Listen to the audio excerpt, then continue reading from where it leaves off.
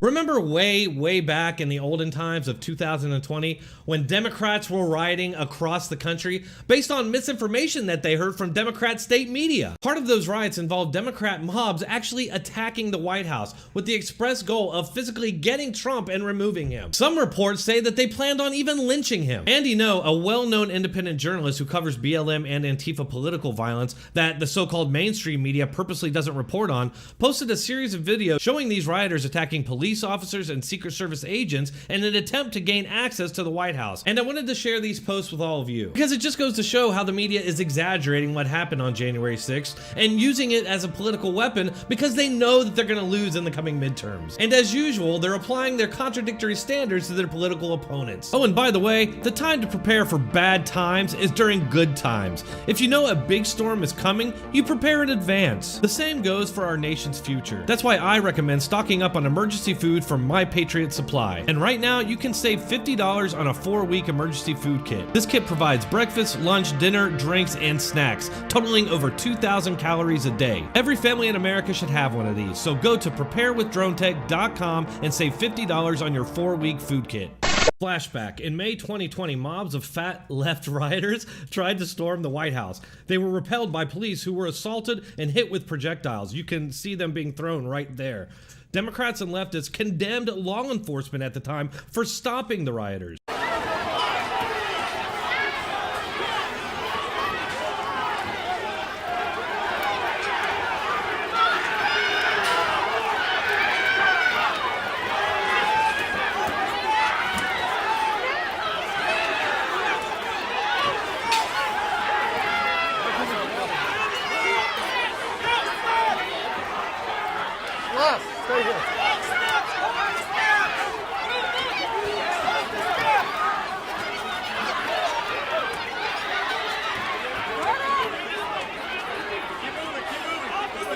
Andy's absolutely right here, and I've talked about it a lot on this channel. You'll remember that after this happened, the scandal in the media was that the police and the Secret Service used tear gas against the rioters, claiming that they had only used the tear gas so that Trump could have a photo op. Unsurprisingly, that turned out to be fake news, another hit and run by the drive-by media. And they mocked Trump for being moved to the bunker, which is insane because they did that because there was an actual threat that they could breach the White House. Also notice that even though these people are actively attacking the White House with the goal of physically getting Donald Trump, the media still calls it a protest, not an insurrection, not a riot, not a domestic terrorist attack. Can you even imagine how they would react if that was Trump supporters?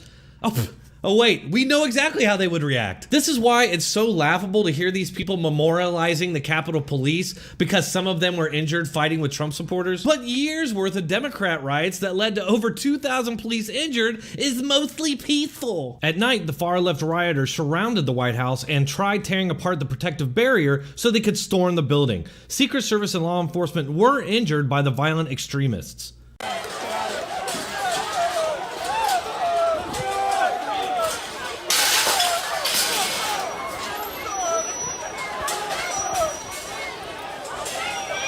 I'm sorry, someone's gonna have to help me here. What the hell did George Floyd have to do with Trump or the White House? Absolutely nothing. It's pretty clear that the Democrats and their state media use that incident as a political weapon because Trump supporters and Republicans are known as big supporters of the police, and the police were enemy number one to the Democrats and their media, which again makes this whole memorializing of the Capitol Police very suspect. The far left rioters tore apart the barrier outside the White House piece by piece in an attempt to storm the building and burn it down.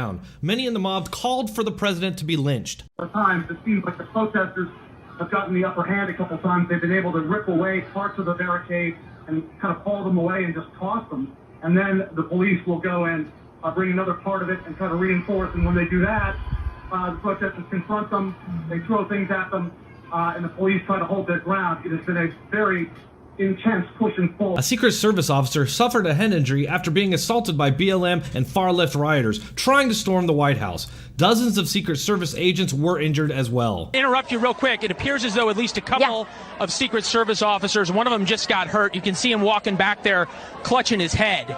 And we don't know whether that was bricks or firecrackers or what happened. We weren't able to see what happened.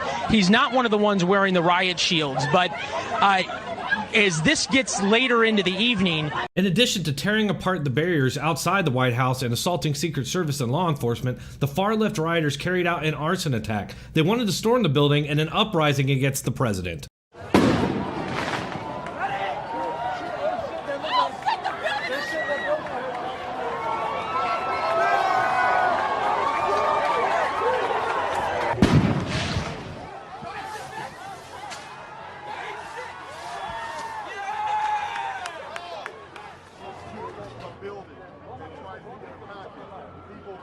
I want to show you all this video as well from the girl on fire. You can see her Twitter address right there, so go check her out. But I had never even heard of this myself. She says what he's saying is not even true, referring to a poster who has now deleted their tweet, so I'm not sure what they said. But these are BLM protesters last summer in D.C. breaching the U.S. Treasury building and destroying property. No D.C. police in sight, and none of them got arrested. Which isn't surprising to me, because if you actually look into these riots over the summer of 2020, you're going to find that almost none of these people were prosecuted, and the Democrats were actively out there bailing these people out.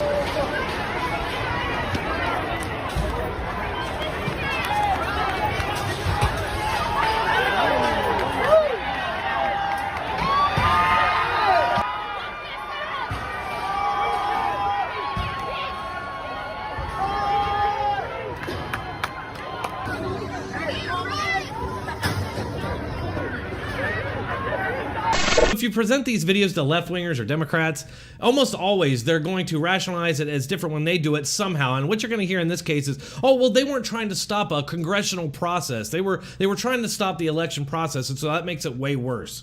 Stopping a congressional process, well, would that be anything like trying to stop the confirmation of a Supreme Court justice?